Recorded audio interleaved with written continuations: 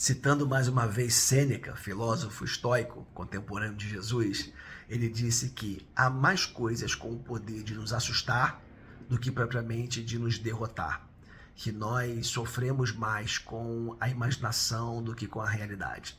Quando eu me deparei com essa frase, fui remetido automaticamente a um conceito, a um princípio da TCC, da terapia cognitivo-comportamental, que é a tríade cognitiva. A tríade cognitiva diz que nós temos essa capacidade de interpretar a nós mesmos, de interpretar o mundo, as pessoas e o futuro.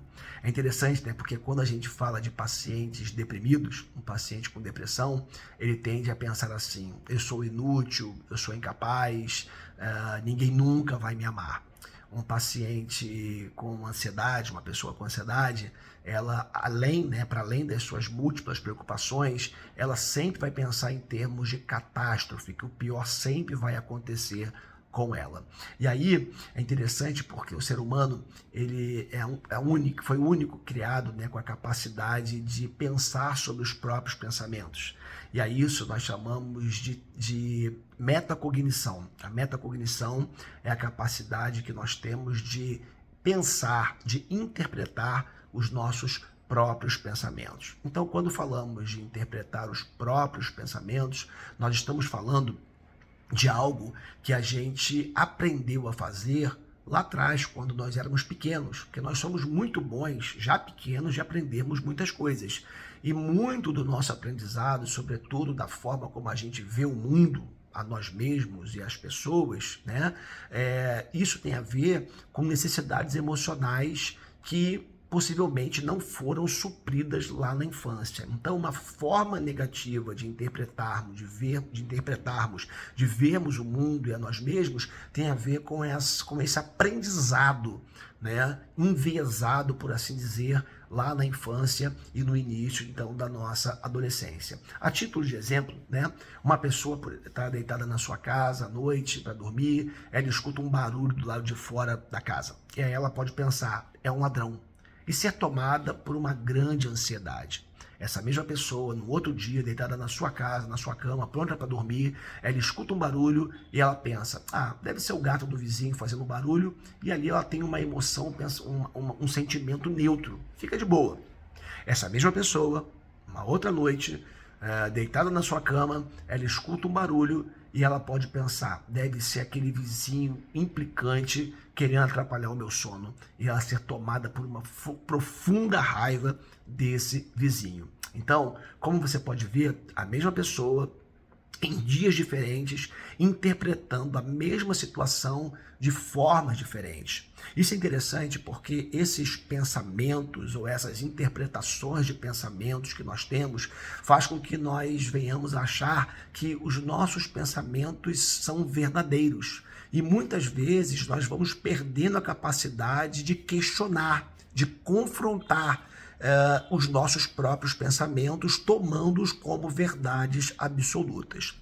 Mas o fato é que os nossos pensamentos ou a interpretação deles muitas vezes acontecem dentro de formas mentais, né? Formas de pensamentos que nós chamamos também de erros cognitivos ou distorções cognitivas.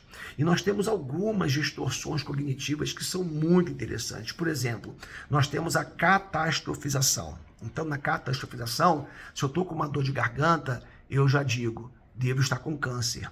Ou então, se eu cometi um erro no trabalho, eu digo: serei demitido porque cometi esse erro.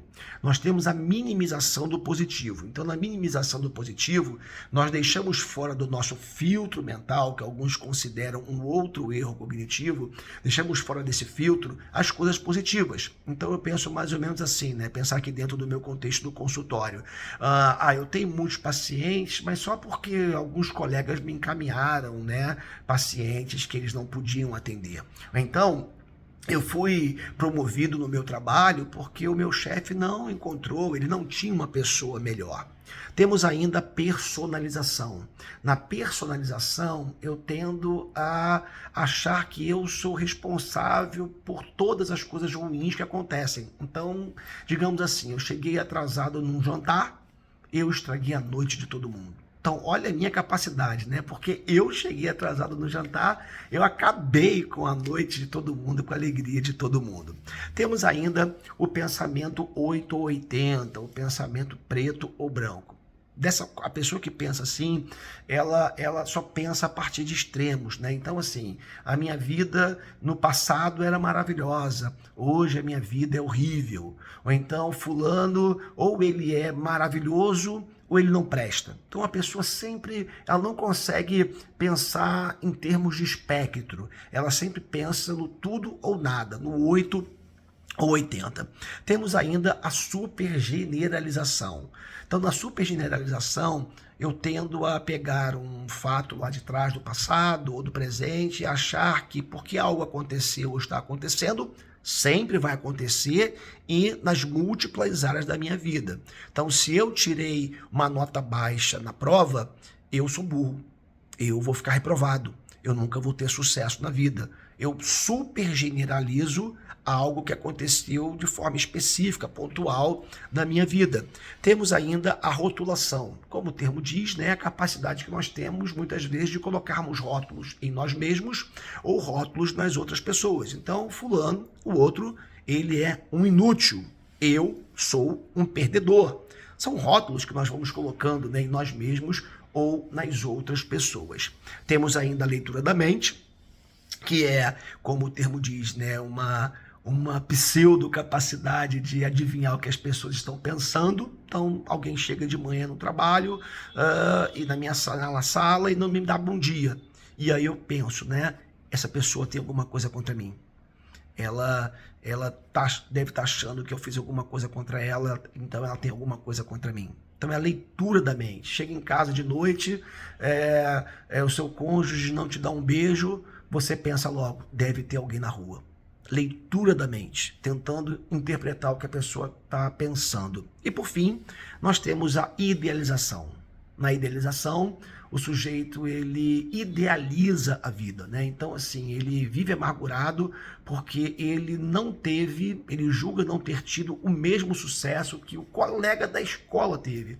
Mas ele não considera que aquele colega da escola seguiu um outro caminho, escolheu uma outra profissão, tinha habilidades que ele não tem, e não considera o seu próprio sucesso, né? Não considera as suas próprias conquistas. Então, quando a gente pega uma pessoa no consultório, por assim dizer, né, que funciona a partir desses erros cognitivos, dessas formas mentais, nós começamos a trabalhar com ela no sentido de reestruturar as suas cognições. E o objetivo da reestruturação cognitiva é ajudar essa pessoa a ter uma visão, uma leitura mais equilibrada sobre ela mesma, sobre as pessoas, o mundo e o futuro. É isso, gente. Forte abraço. Tchau, tchau.